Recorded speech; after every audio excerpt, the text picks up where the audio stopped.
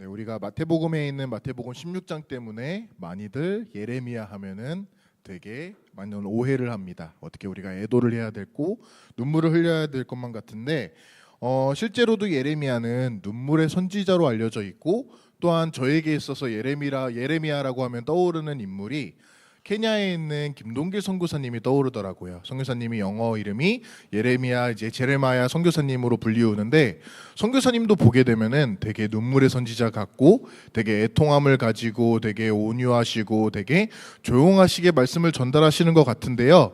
선교사님이 아프리카 현장에 나아가는 것을 보니까 절에서 선교사님은 예레미야 선지자의 이름을 따왔구나라는 것을 볼 수 있었던 게, 분명히 되게 온화하시고 조용하시고 되게 어떻게 보면은 눈물의 선지자인 줄 알았는데, 그분이 현장에 나아가서 아프리카 땅에서 전도하는 것을 보면요, 가장 힘이 있고요, 가장 우렁차고 가장 담대하게 그리스도를 선포합니다. 그런 것처럼 오늘 성경에 있는 예레미야 또한도 우리가 마태복음 16장에 사람들이 말하기로 예레미야 같다라고 하기 때문에 되게 눈물을 흘려야 될 것만 같고 그러지 않아야만 될 것 같고 이러한 오해가 있는데, 그것이 아니라 예레미야가 가졌던 그리스도의 사상, 예레미야가 미리 보았던 오실 메시아 그리스도, 그리고 그분 때문에 그분을 위하여서 흘렸던 현장에 대한 애통함, 그 눈물이 우리의 눈물이 되었으면 좋겠고, 우리 또한도 오늘 말씀처럼 예레미야를 하나님께서 여러 나라의 선지자로 부른 것과 같이 지금 나 또한도 나는 불가능하지만 하나님이 원하시고 하나님이 그렇게 하셨다 하기 때문에 나 또한도 지금 이 시대에 여러 나라의 선지자로 오늘 말씀을 주시는 것을 보게 되시기를 바랍니다.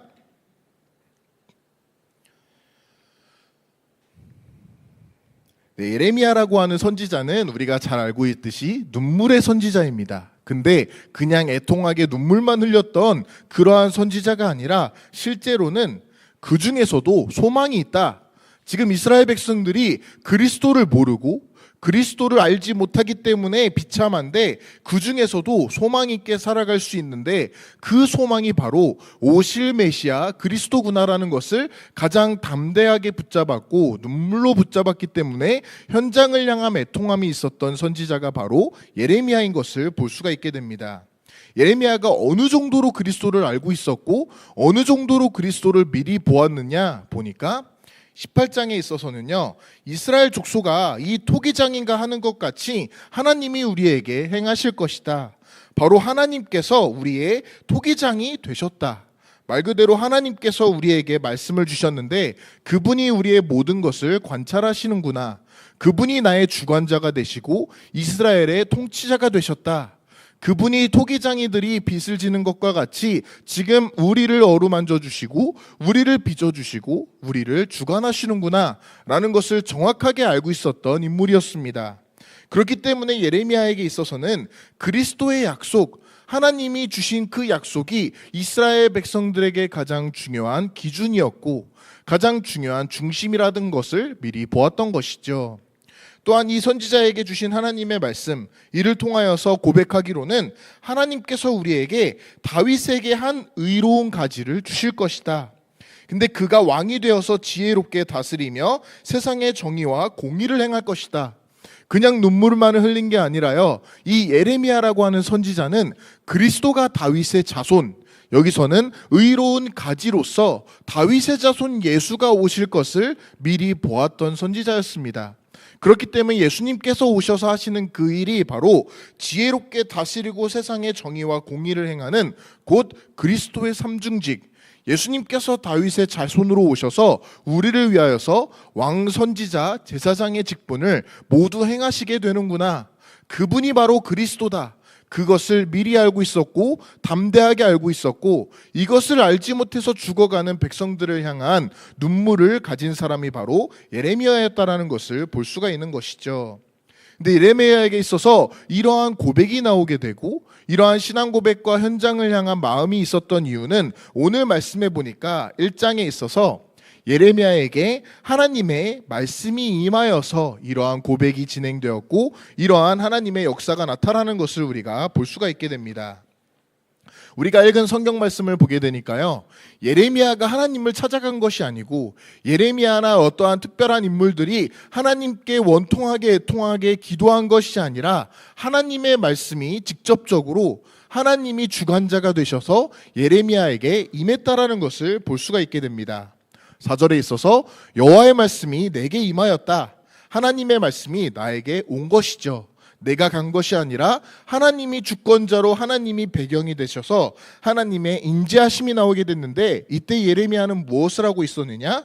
깊은 기도 가운데 예배를 드리고 있었고 하나님의 말씀을 계속 묵상하고 있으니까, 저와 여러분처럼 항상 예배를 사모하고 기도 가운데 기도 24를 하고 있으니까 내가 잘나서가 아니라 하나님께서 나를 찾아오는구나.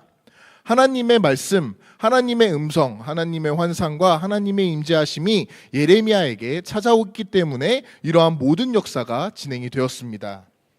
5절에서 보니까 내가 하나님을 안 것이 아니라 모태 정에 너가 지어나기도 전에 하나님께서는 이미 너를 알았다. 내가 너를 따로 성별하였고 너를 여러 나라의 선지자로 세웠다라고 하나님이 직접 예레미야에게 선포하십니다. 이 말씀은 하나님께서 모태에 짓기 전에 나를 아시고 나를 이미 성별하셨다는 것이죠. 태어나기도 전에 나를 분별하여서 이미 부르실 준비를 하신 것입니다. 또한 하나님께서 이러한 나를 분별하시고 태중에 짓기도 전에 나를 아시고 나를 사랑하시는 그 이유가 바로 여러 나라의 선지자, 곧 우리가 너무나도 잘 알고 있고 기도하고 있는 237 나라와 5천 종족을 살리기 위한 하나님의 방법이었고 하나님의 계획이었다는 것이죠. 그렇다면 저와 여러분들에게도 마찬가지로 내가 잘나서가 아니라 하나님의 말씀이 나에게 임했고 하나님이 나를 따로 분별하여서 따로 여러 나라의 선지자로 세우겠다 하셨다면은, 그것은 나를 하나님께서 이 시대에 부르시고 나를 창조하실 때 내가 237 나라로 갈 수밖에 없는 하나님의 자녀로 불렀다라는 것을 볼 수가 있는 것이죠. 자, 그렇다면 우리가 매일매일 드리고 있는 오늘의 말씀, 오늘의 기도와 오늘의 전도의 모든 배경과 모든 이유 또한도 오늘 예레미야를 부르신 그 목적과 동일하게 나를 여러 나라의 선지자로 부르기 위함이구나. 내가 237 나라와 5천 종족을 살려야 되기 때문에 내가 주체가 아닌 하나님이 주체가 되어서 하나님의 인지하심으로 내가 부름을 받고 지금 이 자리에 저와 여러분들이 오늘 오게 된 줄을 믿습니다. 자, 그렇다면 이러한 고백을 한 예레미야의 추후의 자신의 고백이 너무나도 신기하게요, 우리 목사님의 고백과 동일하고 지금의 말씀의 흐름과 정확하게 맞아떨어집니다. 뭐라고 하느냐? 보소서 나는 어린아이라 말을 할 줄도 모릅니다. 하나님 앞에서 불평하고 불신앙하는 게 아니라요, 이러한 고백은 예레미야가 분명하게 보았던 것이 하나님, 나는 절대 불가능합니다. 나는 아무것도 할 수 없는 어린아이이고 말도 못하고 능력도 없고 절대 불가능합니다. 우리 목사님의 고백과 동일하게 여기서 나타나고 있는데, 동시에 여기서 끝난다면 예레미야는 그냥 어린아이로서 죽었겠지만 동시에 하는 말이, 하지만 하나님께서 나를 누구에게 보내시든지 간에 나는 갈 것이고 나는 말할 것입니다 라고 동시에 고백을 하고 있는 것이죠. 우리 목사님이 했던 그 고백과 동일하게 하나님, 나는 목회도 할 수 없고 아무것도 할 수 없습니다. 하지만 동시에 하나님이 나와 함께 계신다면 나는 갈 수 있고 말할 수 있습니다. 저와 여러분들이 237에 간다는 것, 비행기표 값도 못 내고요, 시간도 없고 건강도 없는데 내가 정말 하나님의 말씀 가운데 여러 나라의 선지자로 불렀다면요, 우리의 고백도 이 예레미야의 고백과 동일하고 목사님의 고백과 동일하게 된 줄을 믿습니다. 하나님, 나는 불가능합니다. 하나님께서 나를 여러 나라의 선지자로 부르셨다 한들 내 자신은 어린아이와 같고 절대 불가능합니다. 하지만 하나님께서 내가 누구에게 보내든지 간에 내가 무엇을 하든지 간에 하나님의 말씀이라면 나는 갈 것이고 말할 것입니다 라고 하는 것이 분명히 하나님께서 가장 기뻐하시는 고백이고 영적 서밋으로 가는 하나님의 영적인 원리가 되는 줄을 믿습니다. 그렇기 때문에 우리 또한도요, 나는 절대 불가능한 어린아이지만 여러 나라의 선지자로 갈 수 있고 말할 수 있는 하나님의 영적인 주권을 믿습니다 라고 고백을 하고 있는 것이죠. 자, 그렇다면 이러한 하나님의 말씀을 주신 이유와 근거, 배경을 보게 되면요, 하나님께서는 이러한 말씀을 예레미야에게 주실 때 예레미야가 너무나도 연약한 걸 아시고 너는 두려워하지 말라. 왜 두려워하지 마느냐? 내가 너와 배경이 되어지는 함께함의 응답을 줄 것이다. 이것이 바로 나 여호와의 말이니라 라고 하나님께서 말씀을 선포하고 계십니다. 이 시대의 배경은 적들이 쳐들어오고 있고 예레미야는 너무나도 겁에 질려있는 어린아이와 같은 상태인데 하나님께서는 두려워 말라라고 하십니다. 하나님이 부르시고 하나님이 함께 하시고 하나님이 말씀하셨기 때문에 하나님이 지키신다. 곧 하나님이 우리의 주관자가 되시고 배경이 되시면서 이유가 되시는 것이죠. 여기에서 우리가 가고 말할 수 있는 근거 또한도 오늘 말씀에 있는 하나님이 내가 너와 함께하고 내가 너를 구원할 것이다 라고 말씀하셨기 때문인 줄을 믿습니다. 이것이 바로 하나님의 말이다. 여호와의 말이다. 인간의 말, 나의 간증, 우리가 너무나도 좋아하는 나의 포럼이 아닌 하나님의 말씀이기 때문에 우리는 이것을 근거이자 배경으로 붙잡을 수가 있게 됩니다. 9절에서 보니까 그가 손을 내밀어서 내 입에 대시고 내 말을 내 입에 두었더라. 여기에서 우리가 보는 것은 우리가 이제 현장에 나아갈 때 흔히들 많이 생각하고 착각하는 게 간증을 하러 갑니다. 포럼을 하러 가고요. 무언가를 행하려고 하는데 오늘 말씀에서 하나님이 우리에게 말하고자 하시는 것은 하나님의 말씀을 내 입에 두는 것이구나. 나의 간증이나 나의 멋진 말, 오늘 예전에 보았던 성경에서는 설득력 있는 말, 지혜의 말이 아니라 하나님의 말을 내 입에 두는 것이구나. 그렇다면 현장에 갈 때, 237 나라에 갈 때, 우리는 심지어 237 나라로 갈 때 언어도 안 되고 문화의 장벽도 있지만 하나님이 주시는 여호와의 말이 내 입에 담겨 있다면요, 그것이 바로 하나님의 음성이고 하나님의 계획이라는 것을 우리가 분명히 볼 수가 있는 것이죠. 이러한 말을 가지고 현장에 나아가니까 현장에 그리스도를 모르고 죽어가 있기 때문에 예레미야는 거기에 대하여서 애통하였고 눈물을 흘렸고 하늘 가지고 김동기 선교사님처럼 그 아프리카 현장에서 가장 담대하게 당당하게 그리스도를 외칠 수 있게 되는 줄을 믿습니다. 자, 10절에 보게 되니까 여기서 되게 좀 강력한 말을 합니다. 뽑고 파괴하고 파멸하고 넘어뜨리고 건설하고 심게 할 것이다. 우리가 잘 아는 대로 이 모든 것은 하나님의 나라를 뜻하고 있는데 하나님의 나라라는 건요, 예수님께서 말씀해 주시기로 사탄의 나라가 무너지는 것이다. 오늘 말씀에서도 보니까 하나님의 나라가 임할 것이기 때문에 사탄의 나라가 뽑아지게 되고 파괴당하고 파멸당하며 넘어뜨림을 당할 것이고 재건설을 당하고 분명히 심게 할 것이다. 말 그대로 분명하게 예레미야에게 있어서는 하나님의 나라가 임함으로 사탄의 나라가 이 정도로 세밀하고 정말로 아무것도 할 수 없을 만큼 하나님의 주권 아래 무너지게 되는구나. 이것이 바로 우리의 현장에 임하게 될 우리의 나라와 237 나라에 임하게 되는 하나님의 나라의 임재함이고 우리가 받을 하나님 나라의 축복이 되는 줄을 믿습니다. 자, 이러한 말씀을 가지고서는요, 신앙생활 이제 우리가 고린도전서에 보니까 우리가 다만 성령의 나타나심과 하나님의 능력이라고 말하고 있는데 그 전에 뭐라고 하느냐? 나의 말이 아니다. 나의 말이나 나의 전도함이나 설득력 있는 지혜의 말이 아니다. 심지어는 나의 믿음도 아니고 사람의 지혜가 아니라 성령의 능력, 곧 하나님의 능력으로 가능하다는 것이죠.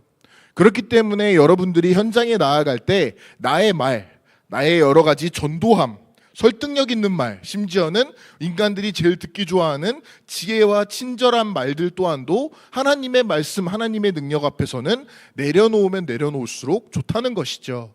내가 여러 가지 설득을 하고 지혜롭고 멋있는 말로 그 사람을 뽕 가게 하는 것이 전도가 아니라 하나님이 내 입에 담은 하나님의 능력, 하나님의 말이 현장에 전달되는 것이 바로 237 나라와 하나님의 나라가 임하는 하나님의 영적인 원리가 된 줄을 믿습니다. 자, 그렇다면 이러한 영적인 원리 속에서요, 우리가 예틀 가운데 메시지를 보게 되면 나에게 임한 하나님의 메시지가 아니라 나의 메시지로 내가 가득 차 있다라는 것을 볼 수가 있게 됩니다. 어떠한 메시지냐? 내가 지금까지 살면서 보고 들은 것, 경험한 것, 읽은 것, 여러 가지 문화 가운데 형성된 나의 것들이 나의 메시지로 자리매김하고 있는 것이죠. 그러다 보니까 이것들이 너무나도 자연스럽게 세상의 이치를 따라가서 인간의 의, 바른 인간, 인격과 교훈, 방법을 설명하기 마련입니다. 그러다 보니까 전 세계적으로 선교를 나아가 보니까요, 미국은 교포를 위한 복음, 내 자신과 비슷한 인종, 같은 나라 사람들, 혹은 같은 여러 가지 언쟁을 통한 그러한 사람을 위한 복음이 분명하게 자리를 잡고 있고요. 러시아를 가니까 러시아 선교사님들이 시스템을 달라, 어떻게 할지 방법을 달라라고 구애를 합니다. 인도를 가보니까요, 복음이 아니라 잘 살기 위한 도구, 이 사람이 나에게 교통비를 줄까? 이 사람을 따라가면 내가 조금 더 교회가 부흥되지 않을까? 라고 하는 잘못된 메시지가 자리매김하고 있고, 아프리카에서는 너무나도 당연하게 위로와 구제의 복음이 판을 치고 있습니다.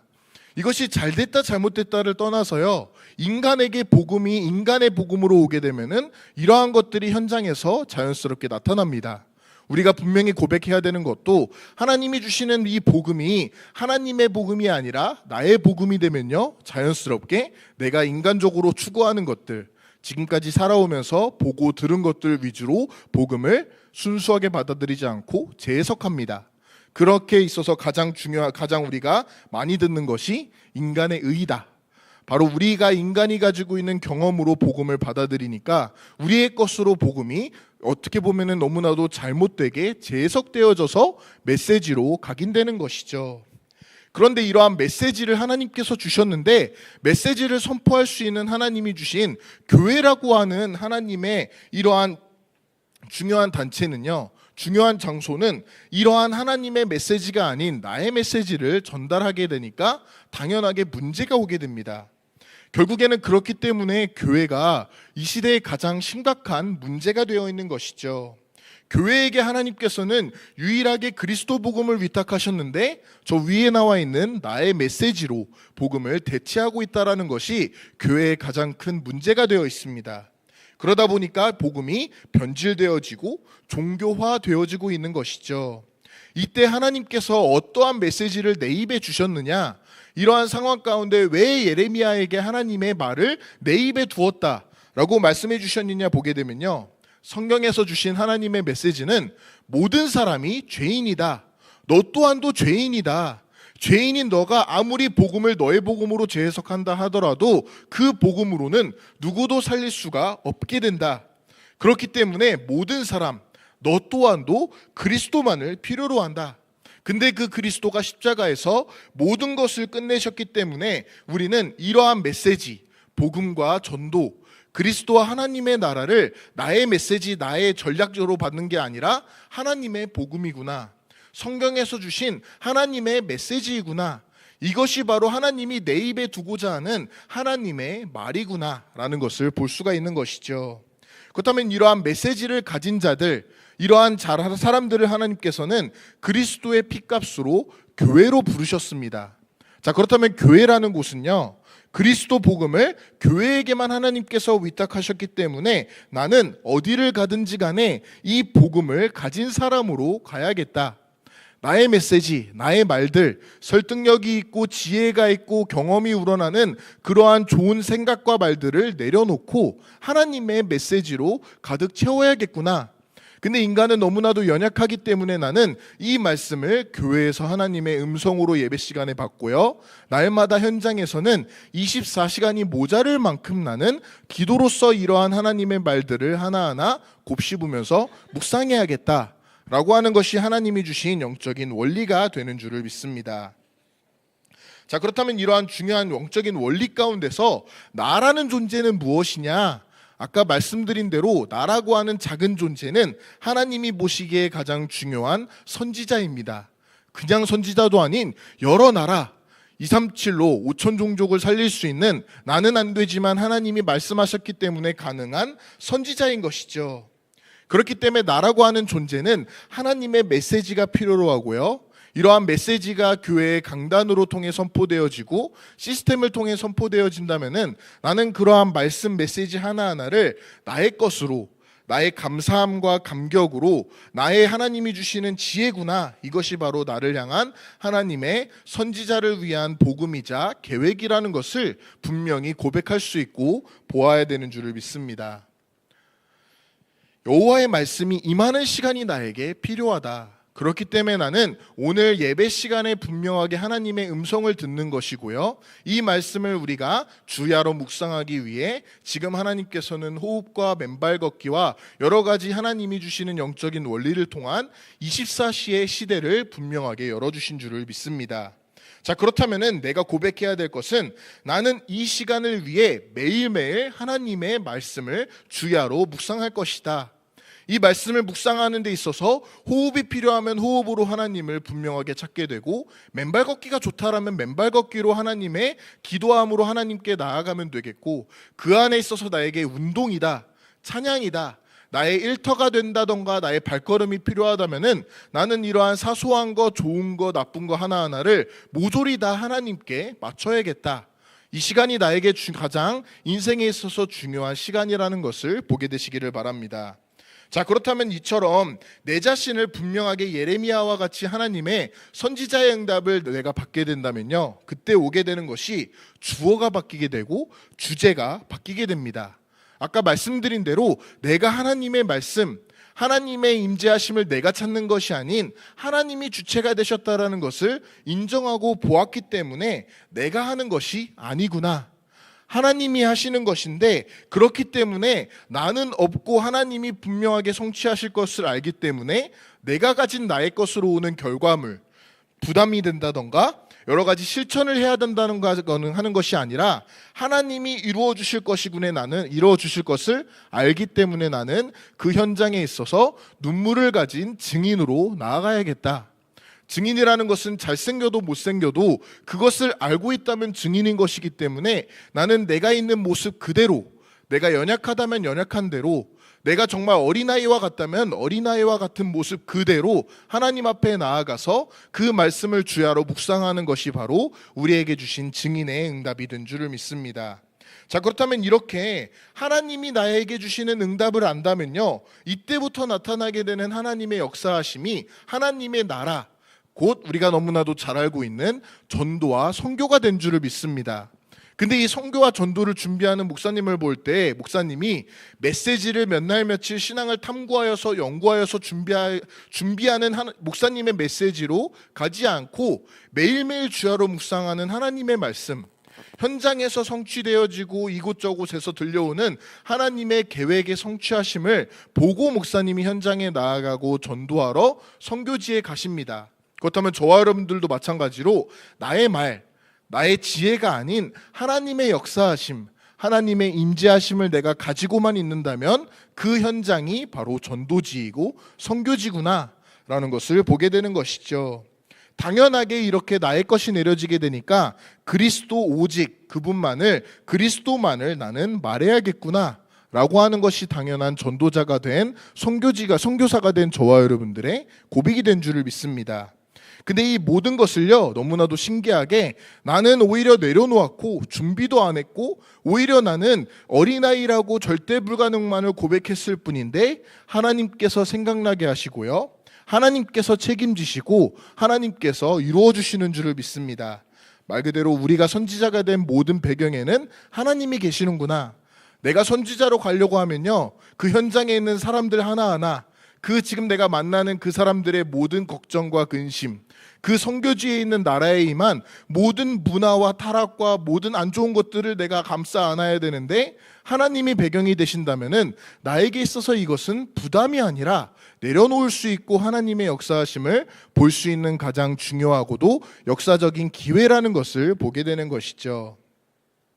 하나님께서 나를 선지자로 세워주셨다, 237 5천 종족을 살리는 선지자로 세워주셨다면요, 나의 것이 있다면은 내려놓고 진짜로 맡기게 되시기를 바랍니다. 그렇기 때문에 예수님께서도 제자들이 자신의 메시지, 나의 것으로도 너무나도 차 있으니까 하나님의 말, 곧 너희는 먼저 그의 나라와 그의 의를 구해라, 그렇게 된다면은 너희가 가지고 있었던 인간의 것의 결과물인 신경 쓰고 부담이 되어지고 억지가 아닌 하나님께서 일하시는 것을 본격적으로 보게 될 것이다 라는 것이 우리에게 주신 선지자적인 축복인 것이죠. 그렇다면 우리에게 있는 이러한 하나님의 말씀, 여호와의 말씀이 내 입에 임하였다, 하나님이 자신의 하나님의 말을 내 입에 두었다라는 것을 나는 매일매일 24시 해야겠다. 주야로 묵상할 것이고요. 일상 가운데 누릴 것이고 나의 평상시의 삶 속에서 이것을 정말로 시간이 부족할 정도로 기도하기에도 나는 여력이 없고 너무나도 시간이 없습니다. 그렇기 때문에 나는 하나님의 여호와의 말씀을 가장 사모할 것이고 가장 누리게 될 것이다 라는 것이 우리의 고백이 된 줄을 믿습니다. 여러분들이 명절이 끝나고 현장으로 돌아가니까 어떻죠? 분명히 힘들어요. 분명히 잘 안 됩니다. 근데 그렇기 때문에 우리가 더욱더 하나님, 나는 절대 불가능한 어린아이와 같습니다. 하지만 하나님께서 나와 함께 하심으로 나는 이 현장을 살릴 그 일터와 그 가정과 만남을 살릴 수 있는 선교사로 불러주신 줄을 믿습니다. 거기에 있어서 나의 것이 맡고 있기 때문에 나는 나의 것을 진짜 내려놓고 하나님의 말씀, 하나님의 말, 하나님의 것으로 가득 채워지기를 원합니다. 라고 하는 것이 바로 이 시대에 우리에게 주신 가장 중요한 하나님의 말씀이 된 줄을 믿습니다. 기도하시겠습니다. 하나님 감사합니다. 나는 절대 불가능한 어린아이와 같지만 하나님이 나와 함께 하심으로 나는 237을 살릴 수 있는 선지자가 된 줄을 믿습니다. 내가 그 응답을 누리는 나의 발걸음 가운데 나의 것이 있다면 모조리 내려놓고 진짜로 하나님께 맡기며 하나님의 말이 내 말에, 내 입에, 내 마음에 충만하도록 하나님께서 역사하여 주시옵소서. 감사드리며 예수 그리스도의 이름으로 기도합니다. 아멘.